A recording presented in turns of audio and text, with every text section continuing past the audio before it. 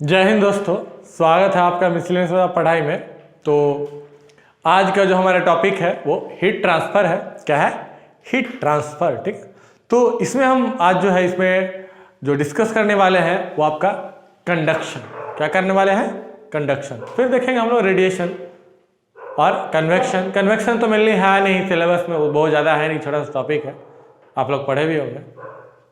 तो ये जो हमारा कंडक्शन होता क्या है, तो पहले बात ये याद रखेंगे, कंडक्शन जनरली क्या होता है? सॉलिड्स में होता है। कहाँ होता है? सॉलिड्स में।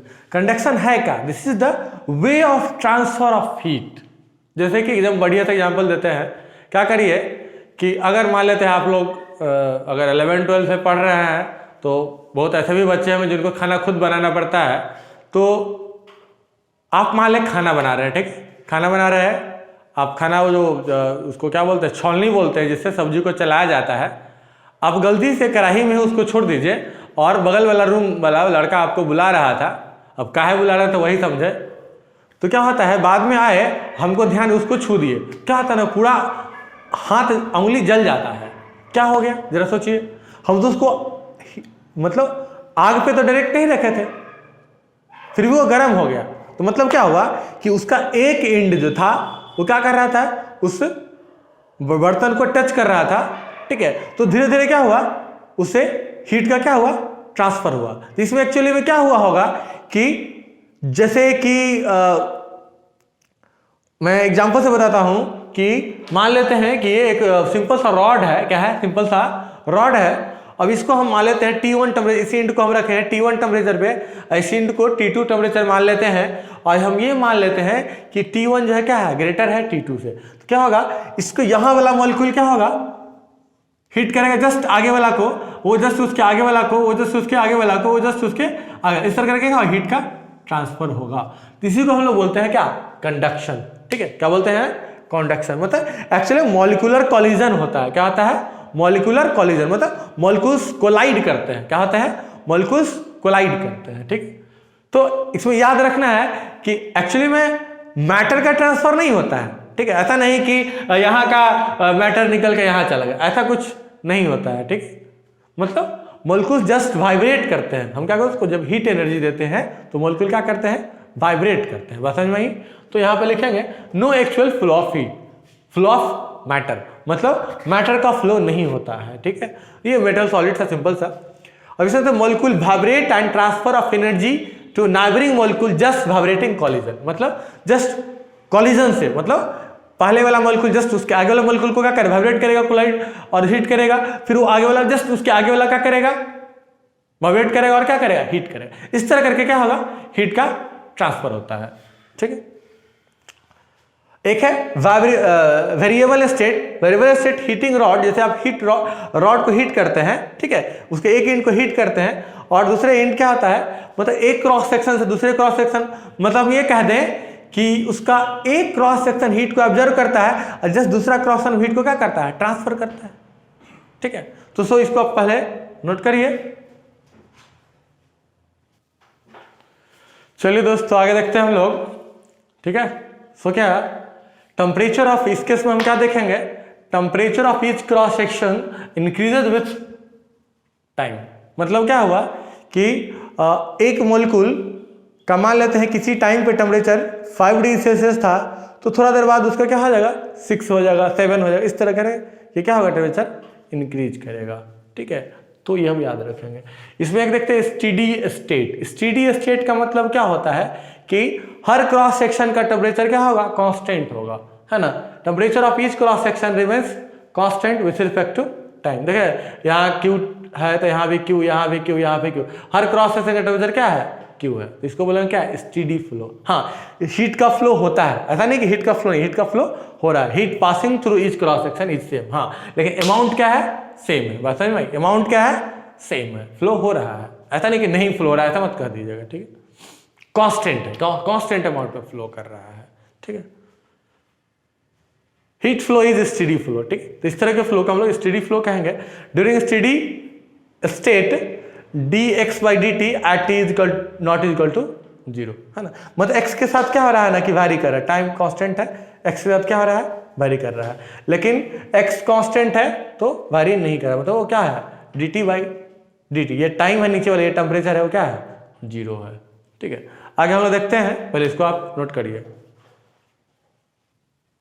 चलिए दोस्तों, तो हम लोग देखते हैं, मान लेते हैं कि एक सॉलिड कंडक्टर है, मान लेते हैं एक सॉलिड कंडक्टर है और उसके एक एंड का टेम्परेचर हम T1 मान लिए हैं, एक का T2, और यहाँ पे हमको पता है कि T1 जो है ना वो ग्रेटर है T2 से। क्या है, T1 जो है ग्रेटर है T2 से, तो हीट का फ्लो होगा। मान लेते हैं उस कंडक्टर का लेंथ L है, हम कहा कि ये रेड दिखाई दे रहा है, यह इंसुलेटिंग मटेरियल। क्या है, इंसुलेटिंग मटेरियल। इंसुलेटिंग मटेरियल हम लोग इसलिए ले रहे हैं कि रेडिएशन के फॉर्म में हीट का लॉस ना हो। ठीक है, क्योंकि कोई भी चीज़ से, जैसे कि इलेक्ट्रिसिटी का वायर जा रहा होता है, ठीक है, वहाँ आसपास में क्या होता है, रेडिएशन होता है हीट होने के कारण। ठीक है, तो लॉस ना, इसीलिए हम ऐसा कुछ किए हैं। ठीक है, so that heat does not lose by radiation.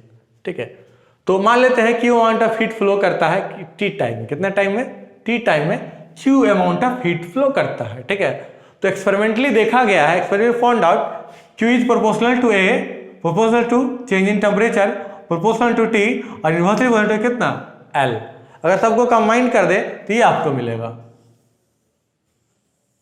ये जो कांस्टेंट आया है, प्रोपोर्शनलिटी कांस्टेंट है, इसके को बोलते हैं, है ना, थर्मल कंडक्टिविटी। क्या बोलते हैं इसको, थर्मल कंडक्टिविटी। ठीक है, ऑफ मटेरियल। क्या उसको बोलेंगे, के को बोलेंगे थर्मल कंडक्टिविटी। मैं यहां लिख देता हूं,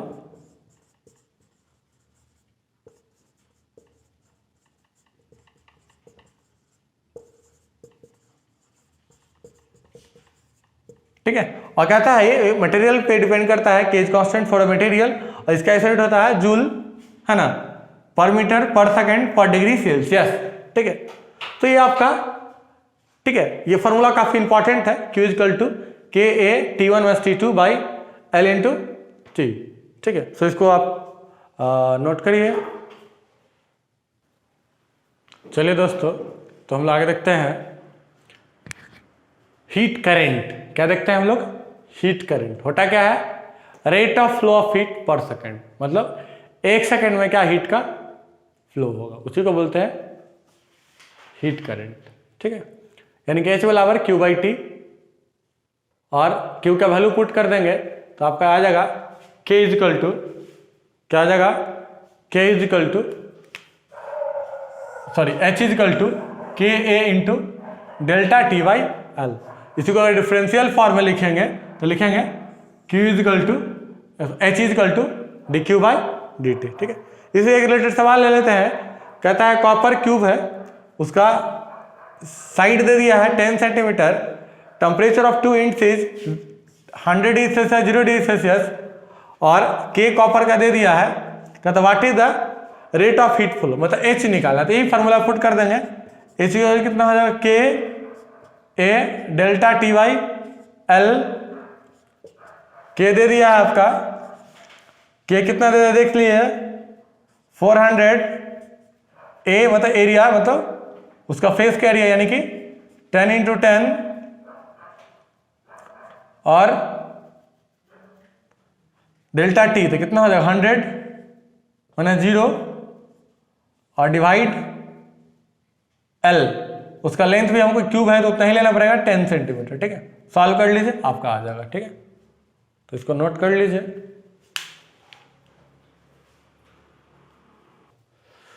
चलिए दोस्तों, तो एक टर्म डिफाइन करते हैं, उसका नाम है टेम्परेचर ग्रेडियंट। देखिए, कोई भी चीज में ग्रेडियंट कब लगता है, जब उसमें हम लेंथ से डिवाइड मारते हैं। किससे से डिवाइड मारते हैं, लेंथ से। जैसे कि आप सुने होंगे velocity gradient dV/dx, potential gradient dV/dx। ठीक है ना, तो ग्रेडियंट मतलब क्या करना है हमको, लेंथ से डिवाइड मारना है। ठीक है, तो टेम्परेचर ग्रेडियंट मतलब हम देख रहे थे कि जो रॉड ले रहे थे, क्या ले रहे थे, रॉड, उस रॉड में क्या हो रहा था कि जैसे ही रॉड का एक एंड हाईयर टेम्परेचर है, एक एंड क्या लोअर टेम्परेचर है, तो क्या होता था, यहां से जैसे आप आगे बढ़िएगा तो क्या होगा, टेम्परेचर घटता है। क्या होता है, टेम्परेचर घटता है, यानी कि लेंथ के साथ टेम्परेचर क्या हो रहा है, डिक्रीज हो रहा है। क्या हो रहा है, डिक्रीज हो रहा है। जैसे इसमें मैं बताया हूं, देखिए ये कोई रॉड है, क्या है, रॉड है, और उसका एक एंड मान लेते हैं 100 डिग्री पे है और दूसरा एंड कितना पे है 40, या फिर मान लीजिए कि 30 होगा, 20 होगा, कुछ भी हो सकता है। ये मान लेते हैं 20 डिग्री सेल्सियस पे। तो क्या हो रहा है, टेम्परेचर घट रहा है। क्या हो रहा है, टेम्परेचर घट रहा है, लेंथ क्या हो रहा है, बढ़ रहा है। ठीक है, तो लेंथ के साथ इसका ग्राफ बना दिए है। ठीक है, क्या हो रहा है, टेम्परेचर घट रहा है, लेंथ क्या हो रहा है, बढ़ रहा है। अगर इधर से ऐसे जाएंगे तो क्या होगा, लेंथ घटेगा, टेम्परेचर क्या होगा, बढ़ेगा। बस समझ में आई ना। तो दोनों में किस तरह का ग्राफ हो सकता है, बस समझ में आई। तो ये जो टर्म है, ये जो है टेम्परेचर ग्रेडियंट, ये आपका है dt by dl, dt by dl। Unit का बात करेंगे तो डिग्री सेल्सियस पर मीटर और केल्विन पर मीटर। और ये जो dl बाई dt उसको स्लोप कहते हैं, इसका स्लोप हो गया। स्लोप समझते हैं, tan थीटा, यहाँ पे थीटा होगा, यहाँ पे भी क्या होगा, थीटा होगा, बशर्ते थीटा ये ग्रेटर देन 90 और थीटा इज लेस देन 90। ठीक है, तो ये एक कांस्टेंट होता है। ठीक है ना, ये एक तरह से क्या होता है, कांस्टेंट होता है। ठीक है, तो ये आपका था टेम्परेचर ग्रेडियंट। तो मैं इस वीडियो को यहीं पे समाप्त कर रहा हूं, और अगला जो वीडियो होगा इसमें हमारा होगा कॉम्बिनेशन ऑफ रॉड्स का हम कॉम्बिनेशन करें, उस पर कुछ सवाल होगा। ठीक है, फिर आगे देखेंगे रेडिएशन वगैरह। ठीक है, तो ठीक है, तब तक के लिए जय हिंद, जय भारत।